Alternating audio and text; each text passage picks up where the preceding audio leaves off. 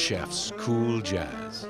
This is a fundraising event for Vancouver chef Chris Mills, Canada's candidate in the Bocuse d'Or Culinary competition. America's entry in the 2001 edition of the Bocuse d'Or is Tracey O'Grady of Washington, D.C. She's also raising money to help her bid for the gold. These two chefs share a common goal: to win the gold prize. Created by famed French chef Paul Bocuse, the contest has become the premier cooking competition around the world for individual chefs.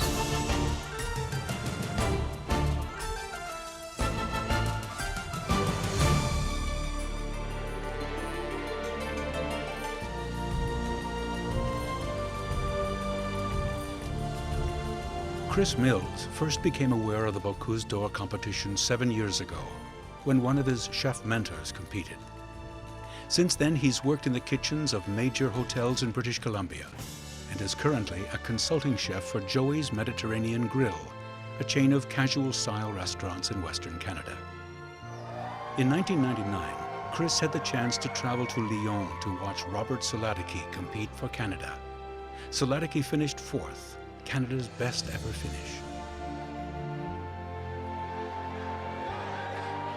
For me, I think it's the ultimate of hot food competitions. There's nothing else like it in the world. Number one, there's a huge tradition behind it, and it's the ultimate challenge. Every other year, chefs from 22 different countries gather in Lyon, France. The organizers give the chefs 2 main ingredients to cook with. In 2001, they must use lamb and sea bass to create 2 separate platters to impress a panel of judges, older and respected chefs from each participating country. Starting from scratch, the competitors have 1 assistant and just 5.5 hours to make the best looking and best tasting food of their lives. Along with the meat and fish, contestants are allowed to add 3 garnishes to each platter, with the garnishes allowing each chef to add a truly distinctive touch to their platters. There's more than fame at stake. In addition to the Golden Bocuse sculpture, the winning chef will also take home €13,500, about 18,000 Canadian dollars.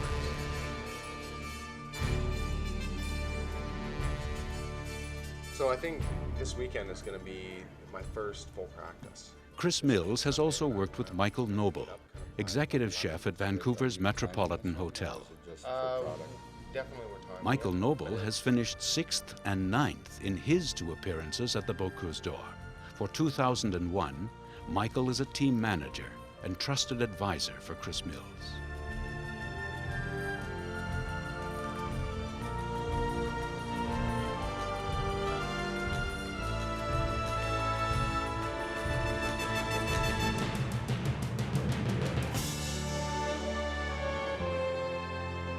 It's the start of another long day for Tracey O'Grady. She's the sous chef, line cook, and saucier at Kincaid's, an American brasserie in Washington, D.C. Hola, hola. ¿Cómo está? Buenos días. ¿Saludas? Mi tío? Mi Rosita? ¿Cómo está bien? I walk in, I look at the schedule, I see who my guys are on, see if we have any special events or parties. And then I grab my prep lists, and then I ask the daytime prep cooks to do X, X, and X projects. And then I do my own work. Tracey does a lot of work. Kincaid's is a popular eatery and serves an average of 400 diners every night, 7 days a week. The kitchens are narrow and cramped, with lots of running in between workspaces. Tracey works an average of 65 hours a week with a constantly changing menu.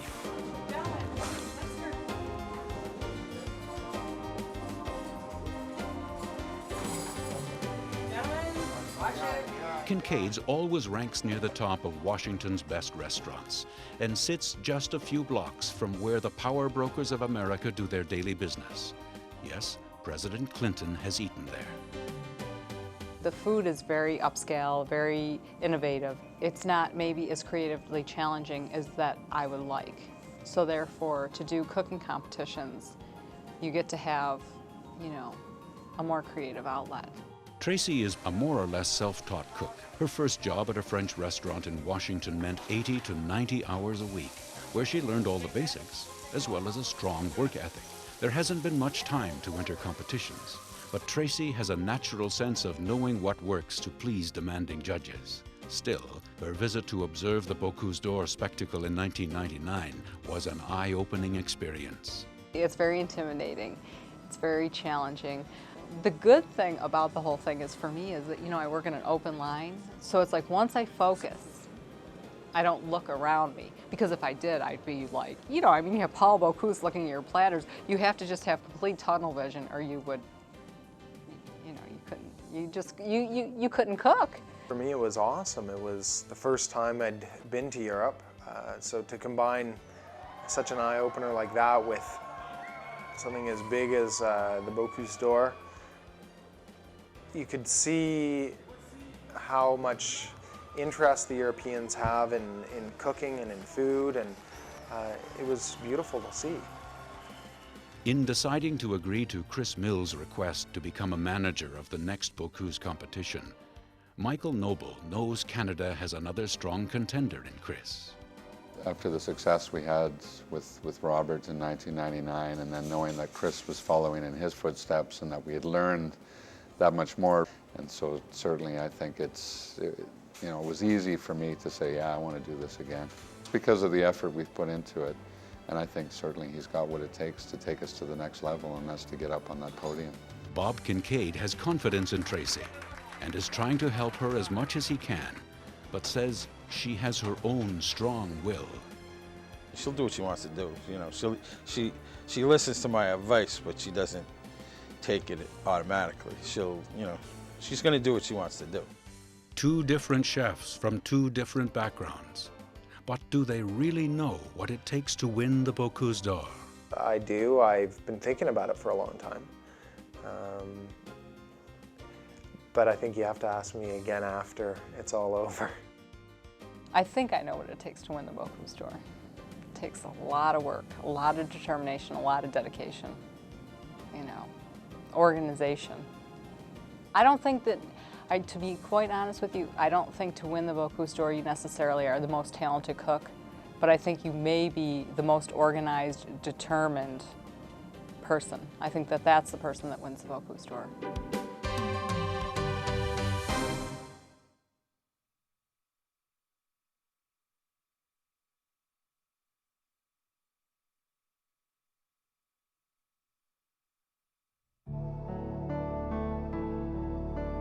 Early in the creative process for the Bocuse d'Or, Chris Mills and his cooking assistant, Kevin Cherkas, avoid the heat of the kitchen and hit Vancouver's public library for some culinary inspiration.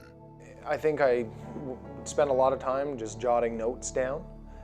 Any kind of combination of flavors that would come to me that I thought was interesting, or a shape, or a classical item, I would just jot it down, and essentially I came up with a little bit of a data bank of ideas in rough form, and then I started actually drawing pictures of food that I wanted to try out in the kitchens, and as they came to me as thoughts, I wanted to get them down in kind of a drawing and menu description so I wouldn't forget them. And then I think that really helped me kind of pre-screen or eliminate some maybe not so good ideas and work on others that I knew I could polish up to be Bocuse quality. Then from taking those, now I go into the kitchens with them, and I actually see how they fly with flavor. Probably with some of the offals. Yeah. A little sausage on top. Hot.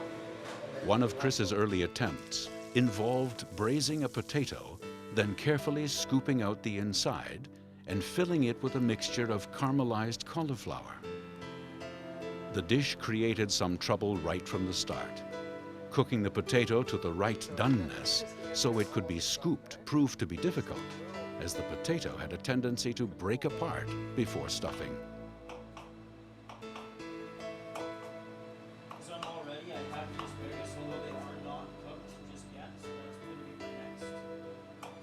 Kevin Cherkas has been Chris's constant companion in the kitchen since they learned that they would represent Canada. Young and extremely enthusiastic, he's always ready to offer an opinion. Looks big though, no? What do you think? Yeah, it might be slightly big. Could you see searing it all around, 360? No? And then put the velouté in, solid little mount, little gratinate, and then maybe put the cauliflower just kind of into that, so it was already so set, so you just got that definition. You got like that white. Nearly every Sunday, Chris and Kevin give up their days off to practice more dishes. They try variations on their side garnishes over and over again. Some may appear in the actual competition. Others are discarded. Chris continued to go back to the potato idea with different shapes and stuffings, not willing to give up until he found one that could work on his platter. So I'll tell you which one I do like, is this one. And the only reason I really like it is because it looks the most natural. I think there's some ideas, and I think when we take pictures of these and as we look back and as these things, I think there has to be a certain amount of simplicity in the food. I think that all the judges have to be able to understand it. It has to be simple enough for them to understand, and but at the same time have, you know, a huge elegance to it. I mean, the cooking has to be real. It has to be very close to what you could do in the industry. But everything has to come together on that platter and in the flavors to make it a peak experience for any diner. I think I'm a little bit different when I cook than other people because I don't know where the ideas come from. I don't read very many cookbooks, which I think might be a disadvantage to me in this competition, incidentally. I don't like to read cookbooks. I don't really like to follow up on cooking. I just like to cook. So I get an idea and I say, okay, how can I make my idea work? What do I need to do to make it good? So I have an idea and then I just work at it until it works. And that's it. You have the idea in your heart and you just have to follow it. And luckily for me, most of my ideas about flavors are very intrinsic. Like I don't need somebody to tell me that X goes with X. I don't know, I know that. I think that's why I got into cooking. The chefs will receive a whole lamb and 2 whole European sea bass just before they start cooking at the competition. They can add 3 garnishes to each of their fish and meat platters and let their imaginations run wild.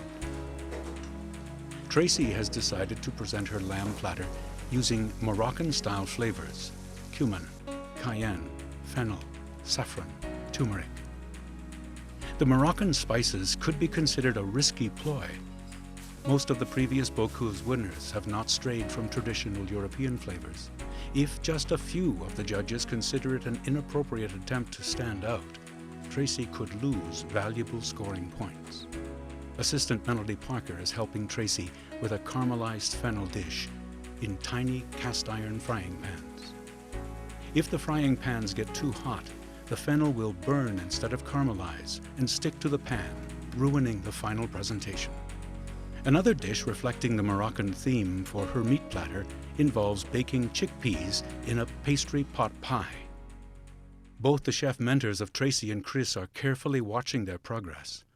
Confidence in their charges is a must. One of the most important ingredients for Lyon is courage, and certainly I've known that level of courage that Chris has for sure since the time we first started working together. He's also a very great technical chef. Technically he really does things the right way. He's also not afraid to learn, which is also an important ingredient. And I think all those things, his character, his personality, I've always thought he'd be a great next candidate for Bocuse d'Or.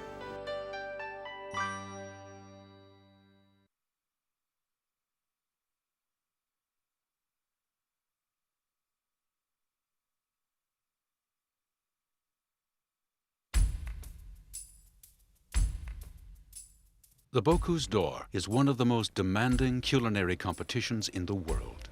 Unlike other contests, flavor counts for 50% of the total mark, with presentation and originality sharing the remainder of the points available. Anticipating what the judges will like is a delicate guessing game. A flavor too strong, not enough salt, an insipid sauce, or a sloppy garnish can cost a chef their chance at gold. To make sure you're going to be the best, it takes months and months of trials and tribulations. Chris and Kevin have developed special tools to help them make their garnishes. The shape of the serving dishes are carefully considered, and they continue to search for the best flavor and best appearance, using sliced black truffle to flavor one dish, asparagus tips to beautify another.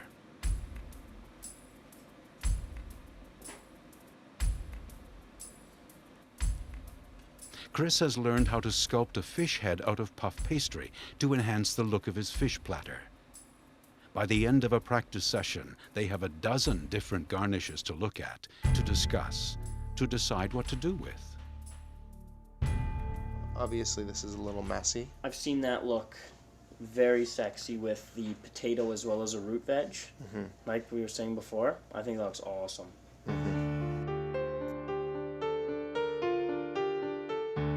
Springtime in Washington. The tables at Kincaid's remain busy, and Bob Kincaid is a demanding employer. Tracey O'Grady's regular job, if you can call it that, keeps her on the go from late morning well into the night. There's no time for introspection, and not a lot of room for deep thought on what's going to go into her Bocuse platters. Problems in terms of competing in this is that she's not working in a hotel or a country club. She gets paid a good salary to be the sous chef, and she basically has to do the rest of the job on her nights off. And we give her a lot of, if she has to be somewhere, if she has to go somewhere, if she has to do something, we provide the time for her, but she still has to earn her pay. And that's a really tough thing for her to be able to compete in this. It's amazing she's gone as far as she has with this. So she's got a tough road here to hoe, but she'll pull it out. Tracey does take time to meet with Amit Azizi, America's Bocuse candidate in 1999. Amit has consulted with Tracey from the beginning of her platter designs to give her some insight on what the judges in Lyon might be looking for. After her meeting with Amit, Tracey O'Grady finally takes some time off to relax and think. As she skates, she knows she's approaching the Bocuse d'Or with a couple of built-in disadvantages. The judges have almost invariably favored European competitors, and only one woman has ever made it to the top 3 finalists in the history of the contest. I don't like when people separate me because I'm a woman or I'm not a woman. I just think that you're good at what you do, I think you need to utilize all your talents. Some people they're good at cooking, they have good personalities, they're, whatever. You find your niche and you work at it. It doesn't matter if you're male or female. You don't have to find an ice rink to cool off in Vancouver's springs. There's still lots of snow on the local mountains. Chris likes to push the envelope, whether on his skis or in the kitchen. It's safe to say he spends most of his waking hours thinking about the competition ahead. I love the time I spend on the Bocuse d'Or. It's very different cooking. You're working on an item to make it as absolutely beautiful and flavorful as possible. It may sound strange because you would think that's what I do all the time, but quite often, time in business doesn't permit us to work an item in 20 different ways until it's exactly as we thought it would be. We're on to something else. But because it's a project, a goal, an ongoing, it's changing all the time. You're taking that item over several weeks and just keep working and working until it's exactly like you want it to be. Chris is finally ready to put together many of the components he's experimented with for the past few months in a full practice. Considering that this is your first try, this is excellent. Two-time Culinary Olympic champion and competition judge Bruno Marti stops by to give Chris some feedback after the practice. Certainly you couldn't have aluminium foil in it. Secondly, that tail could certainly be a little bigger and bent instead of straight. I'm not the only person who probably don't like those bones, and yet you can see how beautiful they are because they're snow white and the meat is dark. So, you know, I keep saying that there's too much brown, and at the same time I'm also saying I don't like the white bones. You know, I haven't found the answer yet, but the idea is to say what you do not like and then say, okay, now what can we do to come up with something equally as beautiful but not being bones? You see the size of this? Yeah. And these both are a little bit on the small side compared to the rest of the food. Okay. The idea of having a little container on the side, you know, it's kind of in today. Yeah. So often I see them, when they get their plate, you know, certainly they'll see the platter go by and it'll jog their memory when they get the plate, but to have something, a lot of them smell it first. Although the official competition is still months away, our two chefs are preparing for a test. They will meet each other for the first time in Chicago at the National Restaurant Association Hotel, Motel, and Restaurant Show. Chris, Tracey, and the French Bocuse candidate will take part in a friendly preview on the final day of the show. It's an opportunity to practice in front of a crowd and a panel of professional judges.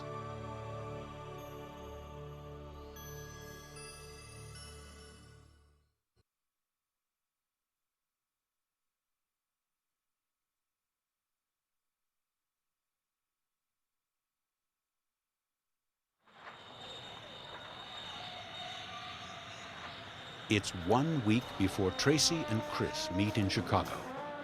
But first, Tracey has an important appointment in New York at a party at the French Consulate. Tracey gets to hobnob with some celebrities.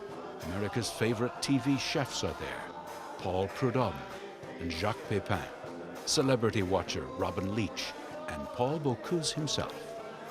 Bocuse is going to present her with the Craig Claiborne Award she earned when she won the right to represent America at the Bocuse d'Or. If you want to win the Bocuse d'Or, you have to devote months, if not years of your life toward cooking philosophy, design, and execution. It doesn't leave much time for other personal pursuits. But strolling around the capital gives Tracey a chance to clear her mind and garner inspiration from American heroes of days gone by. It's just 4 days before the competition in Chicago.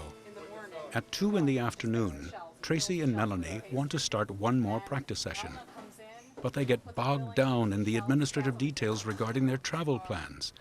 They've already put in a full day of work, and getting a few hours to themselves to practice in the quieter part of the kitchen is next to impossible. 5:30. Finally, the practice begins. The Bocuse competition gives the chefs 5.5 hours to prepare their 2 platters of fish and meat and the side garnishes. If you run out of time, you're disqualified. Practice sessions are essential to hone a chef's timing and organization. For her platters, Tracey must butcher an entire lamb and has decided to bone both of her sea bass for a time-consuming cooking technique. She is also going to present a Frenched rack of lamb, which takes meticulous knife work to properly clean.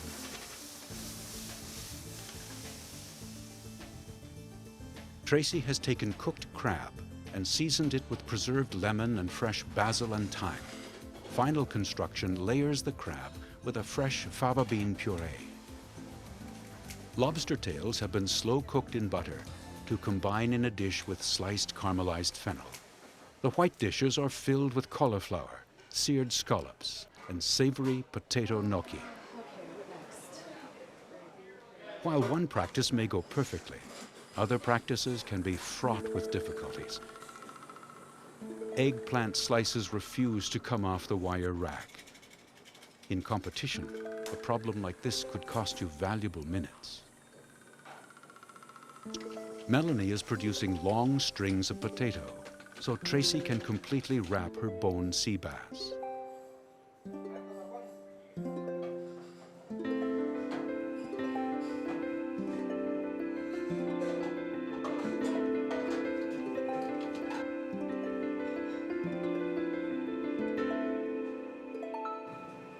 After wrapping and tying, the fish is deep fried to lock in flavor and moisture. Tracey has not yet taken delivery of her silver platters. For now, they will plate on a stainless steel countertop under the watchful eye of Bob Kincaid. Things continue to go wrong. While one sauce is too runny, her truffle sauce has solidified.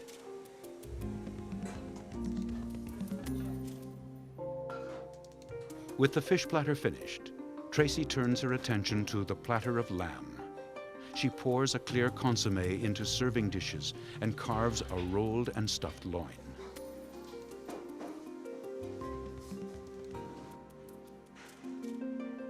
At 11:30, the platters are ready. Bob Kincaid starts tasting and critiquing.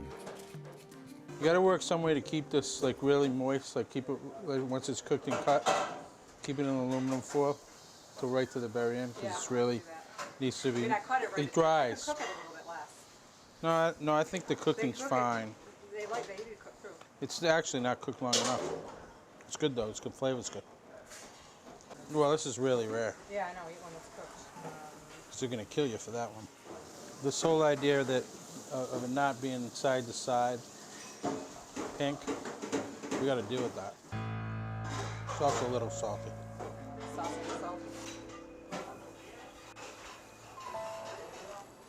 Too dry. Yeah. We need to cook them more. Cook them too far ahead. Huh? Looks terrible. Well, Bob is not mincing his words. There's no room to be kind when you're trying to win on a highly competitive world stage. You gotta find some way to make it look prettier. It's not a pretty dish.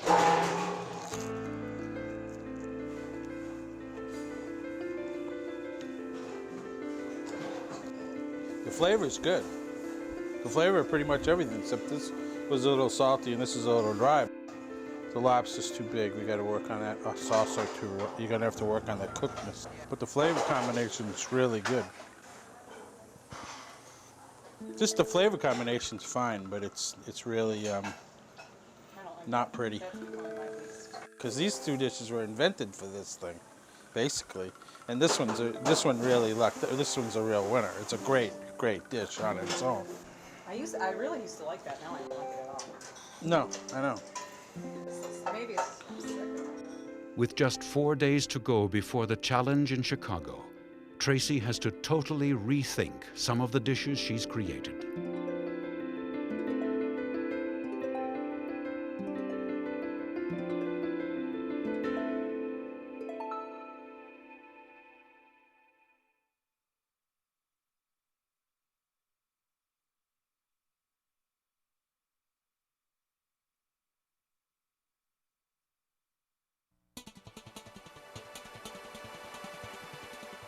Chicago, May 2000.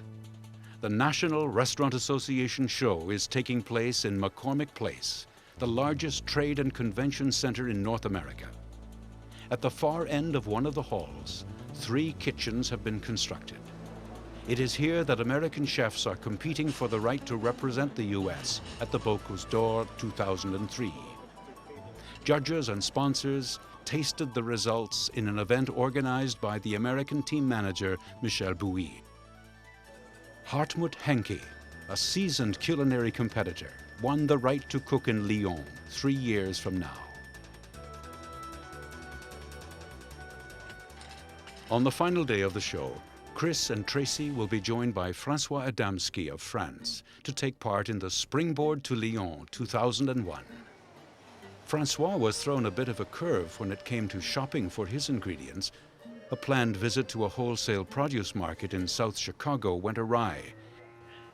Then Canada's Bruno Marti stepped in. Marti translated for Francois and made sure he found all the ingredients he needed at a downtown Chicago grocery store.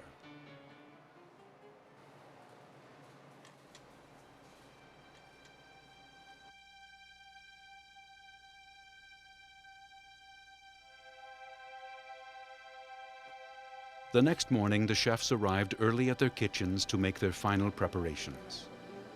They know having everything perfectly organized will make their task easier. Yeah.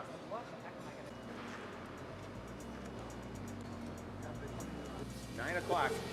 Chris gets the go-ahead at 9 a.m. His kitchen becomes a sudden flurry of activity as the raw ingredients are sliced, carved, and julienned. These are the chores they know how to do best from their years of training. Okay. Go ahead. The chefs are started in 15-minute intervals, so the judges have a chance to properly evaluate each platter.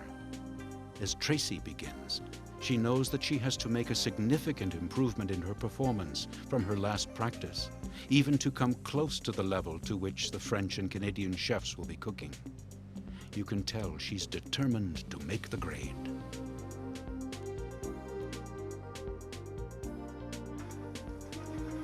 And I need about 20 this size. Okay. Each chef received a kitchen assistant from a Chicago area culinary school to help clean pots and pans and to do some rudimentary ingredient preparation.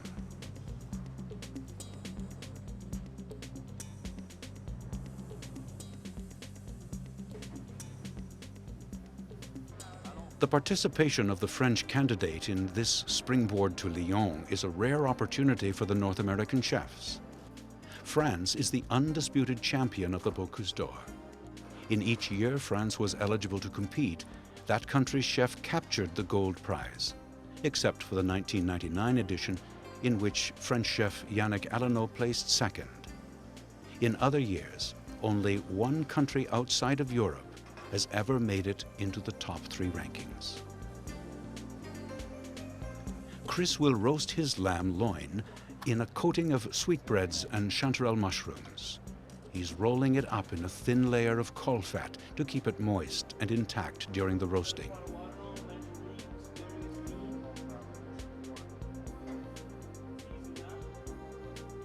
As the minutes tick by, François Adamski spends valuable time showing his assistants what to do. There was no way for him to reach the level of preparation the Canadian team had already achieved. Chris and Kevin proceeded with a kind of confidence that only comes with long hours of practice.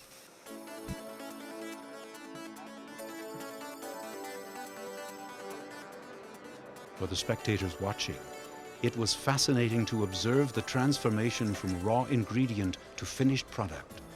It wasn't always easy to figure out what the chefs were doing. Yeah. No, last time I saw it was right on that table, Chris.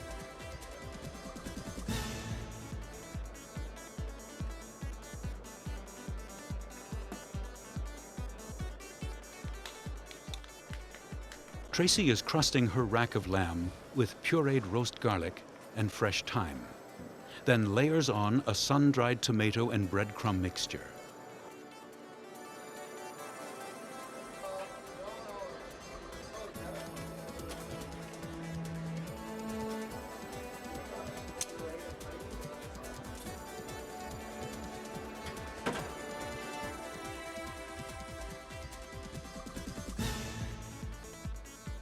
A specially designed mold holds a potato puree filled with braised lamb shoulder, which is then topped with a smoked and deep-fried bone marrow.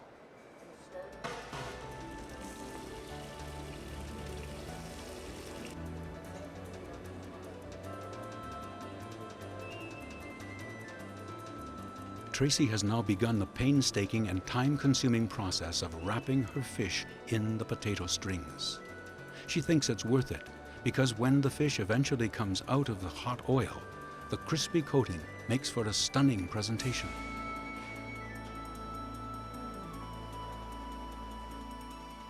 Oven is down to 200 with a light moisture. You might be able to get in there.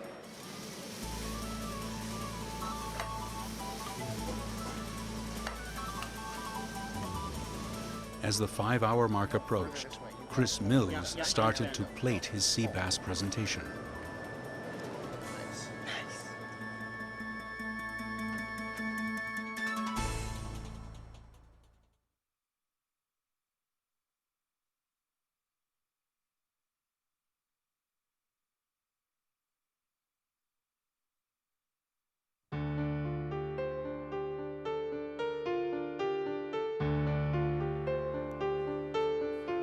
Putting together each platter is like creating a fine work of art within 10 minutes.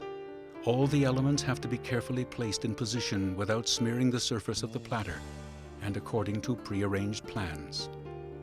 Chefs use photos and stencils to guide their efforts. Hesitation or confusion at this point will rob the chefs of seconds they can use to make sure everything is perfectly arranged. But unlike a sculpture or a painting, food is fragile.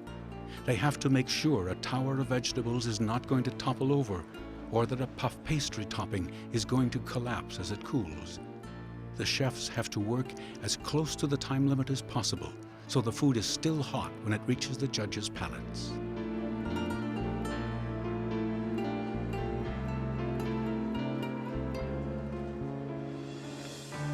Each platter was first shown to the judges so they could make notes on the 20% of the marks they assigned to appearance.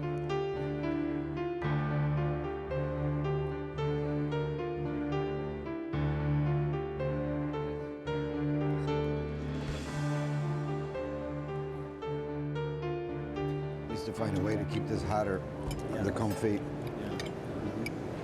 Guess I don't like the tomato underneath. I mean, that's, I don't know why he did that. Maybe we can see This one? Yeah, for just to hold it together. Lift it up. Yeah.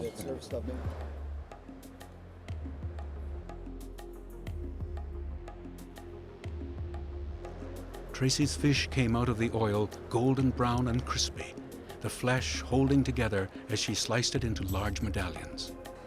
This was the look she'd hoped for, the brown exterior contrasting beautifully with the delicate white flesh on the interior.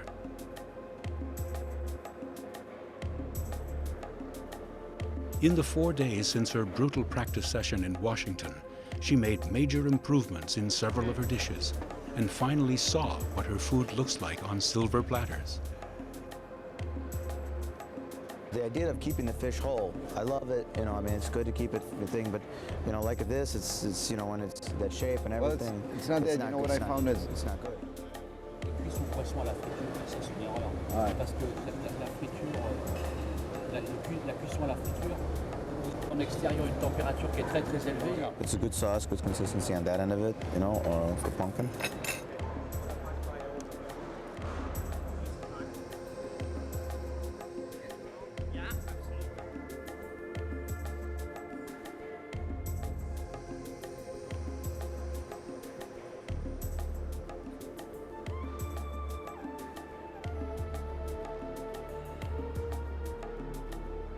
Half an hour after his fish platter went out, Chris presented his lamb.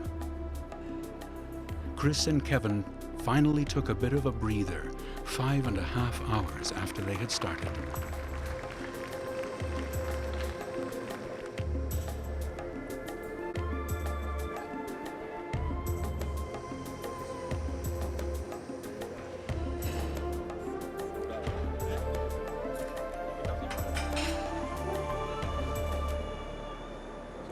It's got a great taste. Yes. It's a great idea. Look, this is beautiful. It's really beautiful.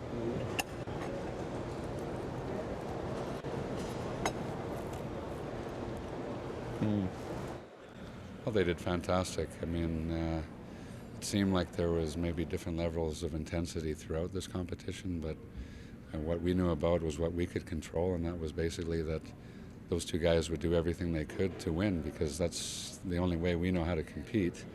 And they did fantastic. They were ready. They were working hard all week to get all their little bits of preparation done, and they perform well under pressure, and it's a good practice for them, for sure. The temperature of the food is very important to how the judges taste it.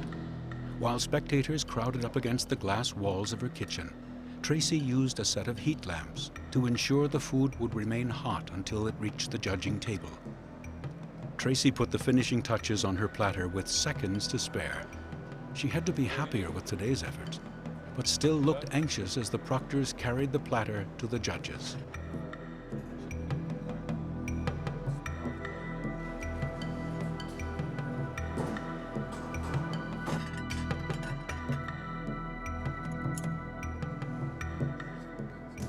I think the consommé is a good idea, because if it's hot, you know, you can always guarantee that the stuff is, Yes.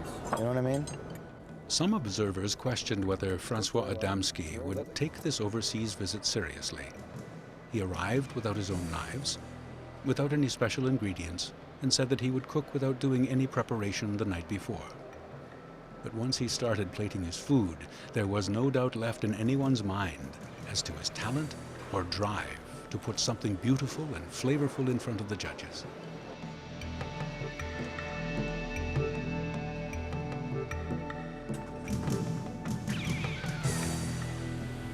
While working with two inexperienced kitchen assistants, Francois kept his cool and impressed onlookers with his dramatic mousse of sea bass filled with lobster and vegetable.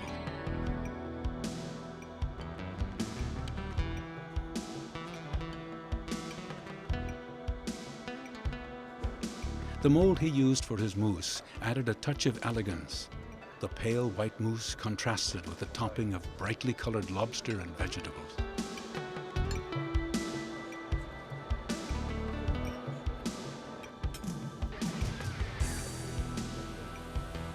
His lamb platter featured miniature Moroccan tangine filled with delicate grains of couscous.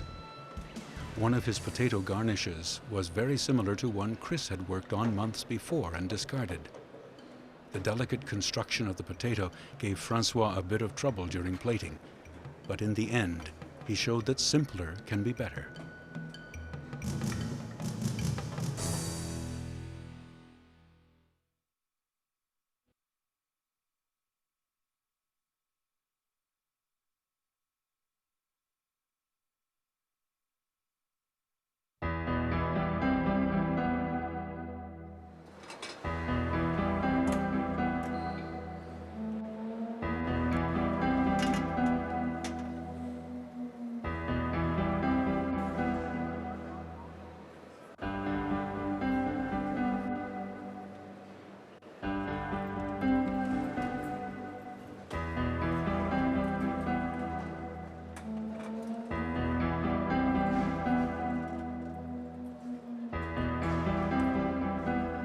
The meat platter played to a circular theme, a roast leg of lamb as the anchor in the center. The garnishes taking advantage of the natural beauty of mushroom slices with swirls of glazed green apple, leading to the green and white tangines, concealing the Moroccan-inspired couscous inside.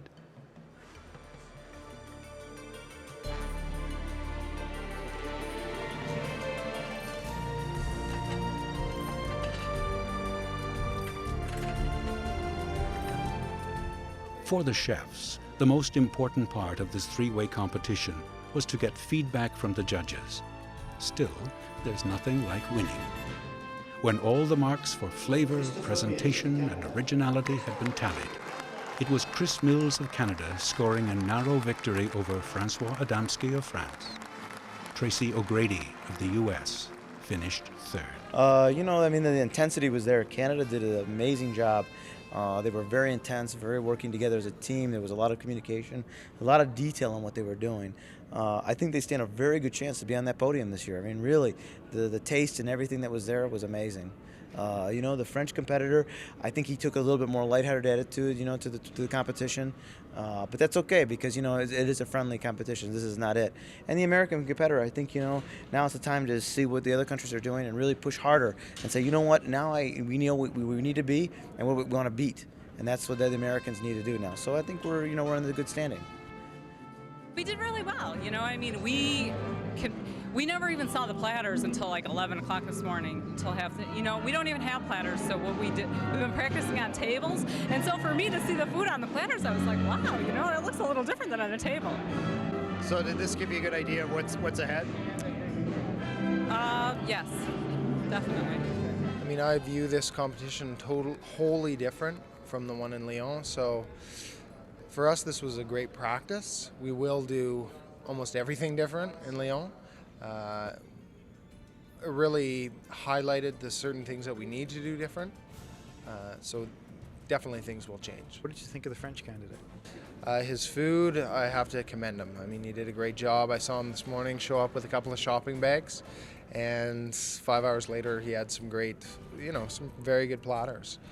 He's definitely going to be one to watch. You know, he's very down to earth, but I think he's got some incredible talents. That's why France has chosen him. But he's also got huge pressure. I mean, he is France's competitor, and everyone is going to be watching him. So, you know, because I know how hard France has to work to win, and knowing that, I just have to work that much harder. The Springboard to Lyon was just one way station on the road to the Bocuse d'Or. François Adamski flew home to Paris after showing he's a talented cook who impressed the judges with little preparation and inexperienced assistance. Tracey O'Grady has much to think about as she returns to Washington. Her third-place finish in Chicago was a disappointment. She needs to spend many more hours in her kitchen concentrating on her Bocuse platters instead of her day-to-day job.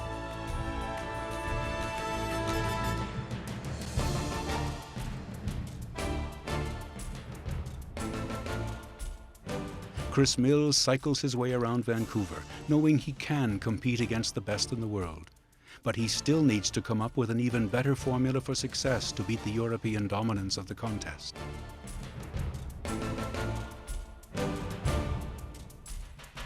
He'll be back at his drawing board, back to his stove, and back to the quest he's been dreaming about for the last several years of his cooking career.